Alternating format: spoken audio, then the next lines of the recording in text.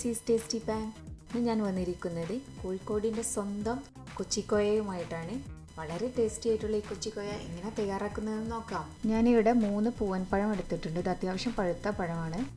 Robusta പഴമൊന്നും എടുക്കരുത്, ആ പഴത്തിലൊന്നും ചെയ്താൽ ടേസ്റ്റ് ഉണ്ടാവില്ല. അപ്പോൾ ഇതൊന്ന് തൊലി കളഞ്ഞിട്ട് നമുക്കൊന്ന് ഉടച്ചെടുക്കാം.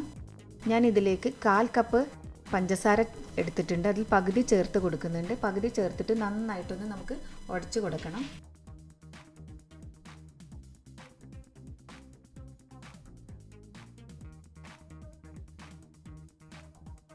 മിക്സിയിൽ ഇട്ടിട്ടൊന്നും അടിച്ചെടുക്കരുത്. ഇതുപോലെ സ്പൂൺ ഉപയോഗിച്ചിട്ടോ അല്ലെങ്കിൽ ഫോർക്ക് ഉപയോഗിച്ചിട്ടോ നന്നായിട്ടൊന്ന് ഇങ്ങനെ ഉടച്ചെടുക്കണം.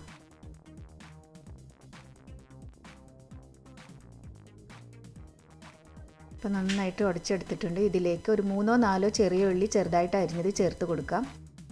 ചെറിയ ഉള്ളിയും കൂടി ചേർത്ത് ഒന്നുകൂടെ ഇതുപോലെ നമുക്ക് ഉടച്ചെടുക്കാം. ചെറിയ ഉള്ളിയുടെ ടേസ്റ്റൊക്കെ ഇതിലേക്ക് വരാൻ വേണ്ടിയിട്ടാണ് സ്പൂൺ കൊണ്ട് നന്നായിട്ട് ഉടച്ചെടുക്കുന്നത്. ഇനി ഇതിലേക്ക് 1.5 കപ്പ് ഒന്നാം പാൽ എടുത്തിട്ടുണ്ട്. ഇതിൽ പകുതി നമുക്ക് ചേർത്ത് കൊടുക്കാം. നന്നായിട്ട് ഇളക്കി കൊടുക്കണം.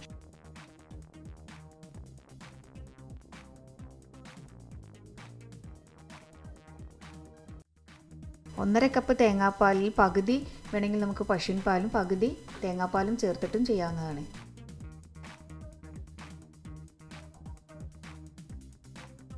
ഇനി ബാക്കിയുള്ള പാലും കൂടി ചേർത്ത് ഒന്നുകൂടി മിക്സ് ചെയ്തെടുക്കാം. ഇതിലേക്ക് 1 ടേബിൾ സ്പൂൺ ഇഞ്ചിൻ്റെ നീര്, 1 ടേബിൾ സ്പൂൺ നാരങ്ങ നീര് കൂടി ചേർത്ത് നന്നായിട്ടൊന്ന് മിക്സ് ചെയ്തെടുക്കാം. നമുക്കിതൊന്ന് മധുരം ഉണ്ടോ എന്ന് ചെക്ക് ചെയ്യാം.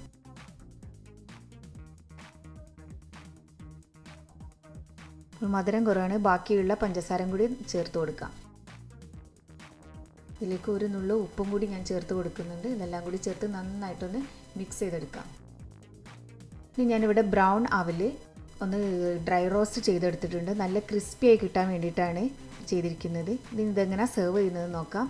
ചെറിയൊരു ബൗളിലേക്ക് കുറച്ച് അവിലിട്ട് കൊടുക്കാം.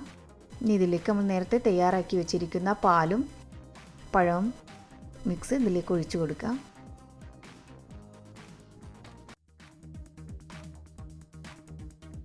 വളരെ ടേസ്റ്റി ആയിട്ടുള്ള കോഴിക്കോടിൻ്റെ കൊച്ചിക്കോയ ഇവിടെ റെഡി ആയിട്ടുണ്ട്. എല്ലാവരും വീട്ടിൽ ട്രൈ ചെയ്ത് നോക്കണം. ഇഷ്ടപ്പെട്ടാൽ ലൈക്ക് ചെയ്യാനും കമൻറ്റ് ചെയ്യാനൊന്നും മറന്നു പോകരുത്.